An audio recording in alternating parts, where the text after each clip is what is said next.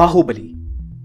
ये all time blockbuster movie India के उन गिने चुने मूवीज में से है जिसने इंडियन कल्चर को एक्यूरेटली रिप्रेजेंट किया।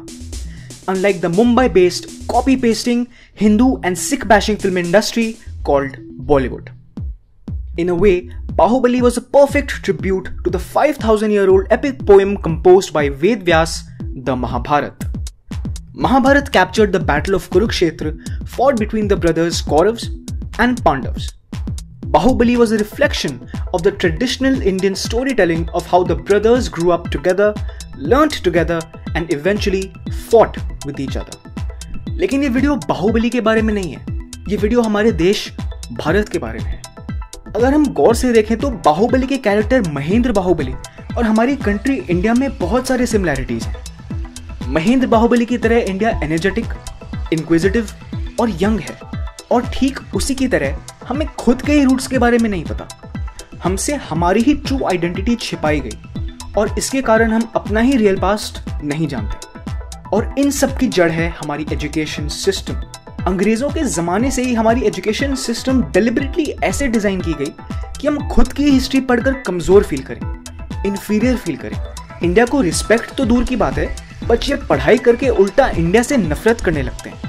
1947 के बाद से तो हमारी एजुकेशन सिस्टम और भी ज्यादा एंटी इंडिया, मार्क्सिस्ट और माइनॉरिटी प्लीजिंग हो गई। हमें भारत की हजारों साल पुरानी रिच हिस्ट्री और कल्चर के बारे में जानबूझकर नहीं बताया जाता। Our education system makes sure that the students get detached from their own cultural roots and don't feel any sort of pride for their own motherland. और इसके वजह से ये होता है। And the result is that our education today, the young people who come out of the universities and schools, at best they are ignorant and at worst they have contempt for themselves. कुछ नहीं है जी, सब बेकार है, पुरानी बातें हो गई हैं, अब ये इससे अब क्या होगा, जमाना बहुत आगे निकल गया है।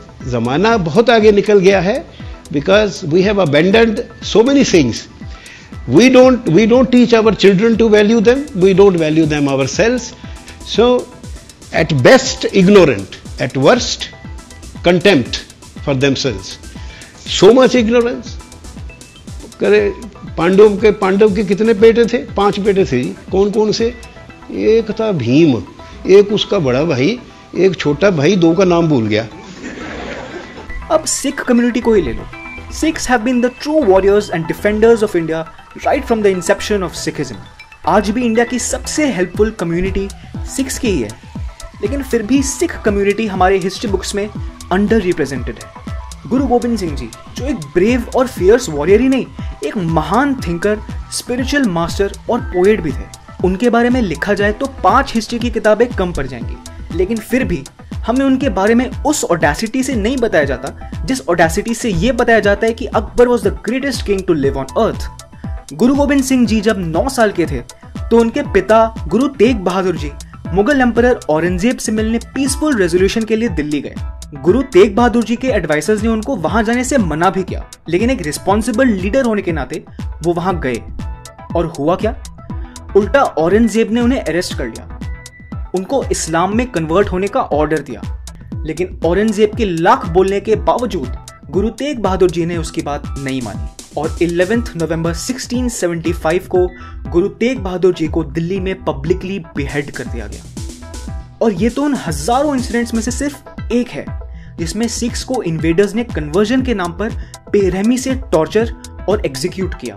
ठीक गुरु गोविंद सिंह जी की तरह हमें छत्रपति शिवाजी महाराज के बारे में उतना नहीं बताया जाता। Through various guerrilla warfares, will power, strategic thinking and sheer bravery, Shivaji founded the great Maratha empire and eventually the Marathas successfully defeated the Mughals. लेकिन फिर भी मेजॉरिटी इंडियन स्टूडेंट्स अब तक यही सोचते हैं कि भाई मुगल आए और मुगल्स के बाद डायरेक्टली अंग्रेज आ गए हमें लूटने, जबकि रियलिटी ये है कि हमने एक्चुअली मुगलों को हरा दिया था और इंडिया वापस हमारी हो गई थी। मराठा एम्पायर तो चलो इंडिया के रीसेंट एम्पायर्स में से एक है, हमारे भारत की हिस्ट्री तो हजारों साल पुरानी है। सारे राजाओं के नाम, उनके पॉलिसीज, उनके सक्सेसर्स और फैमिली ट्रीज हमारे एंशिएंट टेक्स्ट्स में रिकॉर्डेड हैं। हजारों हजार साल की हिस्ट्री रिकॉर्डेड है। इतने सारे एविडेंसेस, साइंटिफिक कंफर्मेशंस के बाद भी हम खुद के हिस्ट्री को माइथोलॉजी बोलते हैं। In fact, one of the greatest scientists of India, who was also the 11th President of India, none other than India's missile man Dr. APJ Abdul Kalam himself, has confirmed many times that Ramayana is our history and not mythology as dictated to us by the world.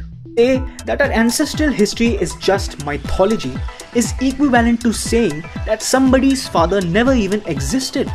अब कुछ modern AF उबर cool stand up comedians के fans बोलेंगे कि कलाम sir भी गलत है, सब गलत है, बेवकूफ मत बनाओ। Ramayana says Ravana has 10 heads, how is that even possible? तो भाई उन लोगों के लिए एक छोटा सा एग्जांपल, इस लोगो को देखो। इस लोगो को देखकर हमारे दिमाग में क्या आता है? यही ना, एक इंसान है जिसके दिमाग में एक आइडिया आया या इसके दिमाग की बत्ती ऑन हो गई। अब जरा सोचो कि इस लोगो को किसी ने बैजेस के फॉर्म में प्रिंट करवाया और आज से 5000 साल बाद कोई उन बैजेस को एक्सकवेट करे, तो क्या उनका ये सोचना कि उनके एंसेस्टर्स के दिमाग में लिटरली बल्ब्स फिट थे सही होगा? क्या ये लिटरल इंटरप्रिटेशन इग्नोरेंस नहीं है? कुछ लोग बोलेंगे कि भाई गूगल करने पर तो बोलते हैं हमारी हिस्ट्री माइथोलॉजी है। तो यार एक बात जान लो कि ये सारे सिलिकॉन वैली बेस्ड कंपनीज तो बोलेंगे कि हमारी हिस्ट्री माइथोलॉजी है, क्योंकि ये एक्सट्रीमली लेफ्ट लीनिंग ऑर्गेनाइजेशंस हैं। अभी कुछ टाइम पहले मार्क ज़करबर्ग ने अपने ऑफिशियल टेस्टिमनी में इस बात को खुद ही एक्सेप्ट किया। Because Facebook and the tech industry are located in Silicon Valley, which is an extremely left-leaning place. Facebook and the tech industry are located in Silicon Valley, which is an extremely left-leaning place. It's an extremely left-leaning place. It's an extremely left-leaning place. Symbolism की एक और example देखो। This is an image of the cosmic dance of Shiva और the dance of शक्ति। शक्ति यानी कि energy, और ये शिवा के कई नामों में से एक है। कार्ल सेगन, जो एक बहुत ही मशहूर कॉस्मोलॉजिस्ट और एस्ट्रोफिजिसिस्ट थे, उन्होंने डांस ऑफ शक्ति को बहुत ही अच्छे से डिस्क्राइब किया है। फैक्ट, कार्ल सेगन ही नहीं, European organisation for nuclear research यानी कि CERN, जहां पर दुनिया की सबसे बड़ी पार्टिकल फिजिक्स लेबोरेटरी है, उन लोगों ने अपने कैंपस में डांसिंग शिवा के स्टैचू को लगा रखा है।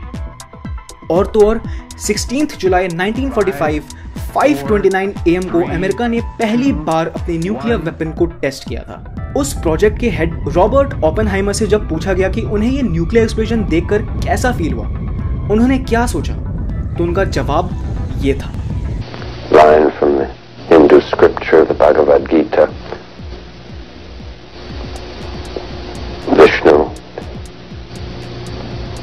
is trying to persuade the prince that he should do his duty, and to impress him takes on his multi-armed form and says, "Now I am become death, the destroyer of worlds."